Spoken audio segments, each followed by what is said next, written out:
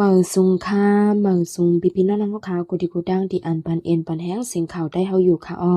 นะคะตอนนี้ก็ข่าวเดี๋ยวอ่อนเอาพี่น้องเฮาค่ะมารับถอมยินข่าวเงาเกี่ยวกับเรื่องรองก้นหนุ่มแห้งการมันมังโหกันเนอปอยสนำที่เมืองไทยรู้ตายหนึ่งก็ว่าจังหนังในค่ะอ้อดีเวงสมุทรสาครเมืองไทยปอดกลางนั้นก้นหนุ่มแห้งการมันพิษแพกมังโหกันเป็นจุ้มมีก้นรู้ตายหนึ่งก็ญาติยับ4ก็นะคะข่าวไทยโจโสเตรียมบอกว่าเมื่อวันที่14เดือนปี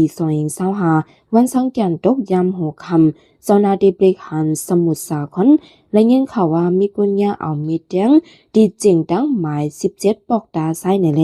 ไล่ป้าดังกาต่างคนเป็นคึกคักจุ้มจอยแถมแลเจ้าหน้าที่เขากว่ากดเจ็ดด้วยจังซ้ำไล่หันก้นหนุ่มก้อนหนึ่งนอนง่ายเนื้อกองเลือดมีห้อยมีดแดงเสิร์นาอกเลตั้งนาต้องเมื่อเจ้าหน้าที่เขากว่าถึงมันใจอ่ำมีสายใจเย้าว่าจังหนังไหนค่ะคนหิมหอมนั่นลาดว่ากองยาแดงนั่นจื้อห้องเจียจ่ออายุ26ปีเหตุการณ์อยู่เนื้อมหาชัยมือนาในจุ้มเขาอ่อนกันเด่นนำอยู่ดีปากดังหมาย15จังซ้ำมีคนหนุ่มมันจุ่มหนึ่งเข้ามากอมนั้นอ่อนกันฮดน้ำเสอเจียโจก็ตายซ้ำเอามุนกว่าตาเสอนางยิงก่อหนึ่งก็เป็นจุ่มมันอำหันเจอสีลาใส่เลพิษโมมังโหกันปลายทุกมิดออกสีลำเดียงเจียโจเลียนไปมือมาถึงดีจริงดังหมาย17ซ้ำคิดลึกสีล่มกว่าก็มาจอมหลังเอามิดแดงเสอมันหลายๆกำเพราะยาวขี่รถเคินสีเลียนปลายกว่าหมดไหนค่ะ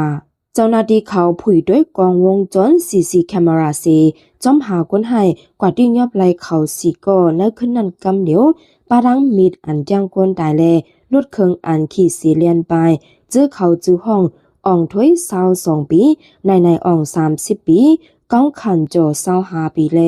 นาดีวิน22ปีเจ้านาดีไล่มาเอาตั้งพิษว่าเลยลองโฮมโกกันให้โฮมกันเอาก้นได้ในค่ะออในวันเดียววันที่14นั่นก้วยหนังเก่าดีวิงซีรีราชาเจดอนชนบุรีนั่นก็แห่งการมันหนังกันพิษมังกันแจงกันเส